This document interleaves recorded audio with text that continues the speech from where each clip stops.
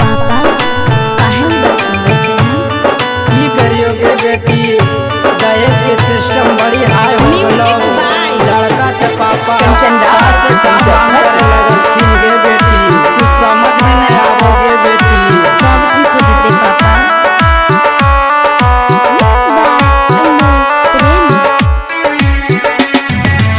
इतना दहेजवा मांगोगे बेटी, दिलवा हारोगे बेटिया। इतना दहेजवा मांगोगे बेटी, दिलवा हारोगे बेटिया। 4 लाख दिलिए 5 लाख दिलिए, दिन बोना बैठबे बेटिया। 4 लाख दिलिए 5 लाख दिलिए, दिन बोना बैठबे बेटिया। दिन बोना बैठबे बेटिया, दिन बोना बैठबे बेटिया। दिन बोना बैठबे बेटिया, दिन बोना बैठबे बेटिया। लड़का के पापा पैसा के भूखल, दिन बोना बैठबे बेटिया।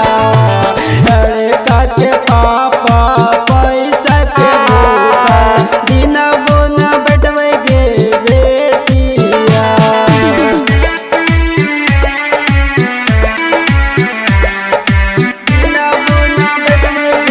Music by Kanchan Raj, Muzaffarpur.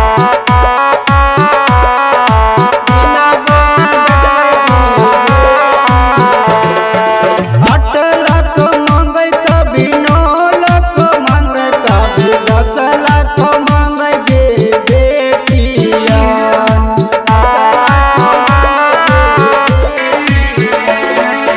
8 लाख मांगे कभी 9 लाख मांगे कभी 10 लाख मांगे बेटिया। 8 लाख मांगे कभी 9 लाख मांगे कभी 10 लाख मांगे बेटिया। दहेजवा के धीरे धीरे बात जाह चाला, बोलियो न निकलोगे बेटिया।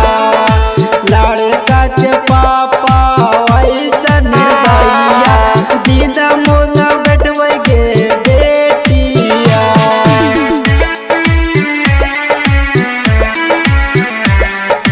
दिन मुना बैठबे म्यूजिक बाय कंचन राज, मुजफ्फरपुर।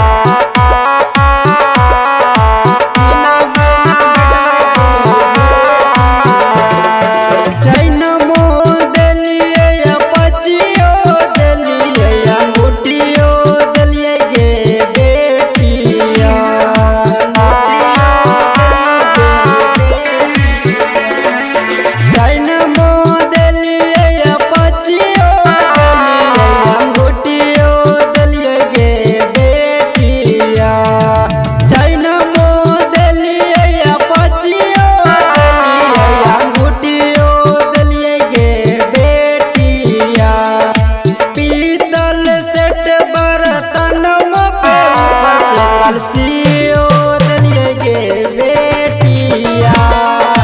तने कोन लाज शरमिया लगे, जैसे राखे लगल गे बेटिया।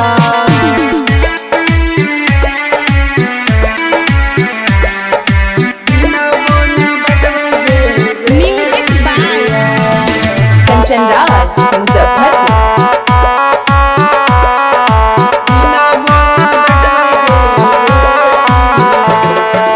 खेतबो बेचलिए कर जो मंगलिए, तैयो न पुरले गे बेटिया।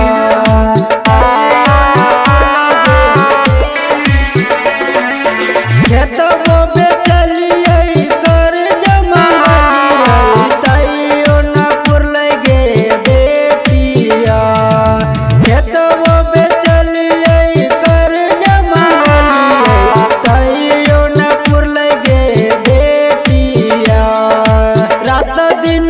सोची सोची राजू चिलंगी जी के नींदियो नया वही गे बेटिया यही सोची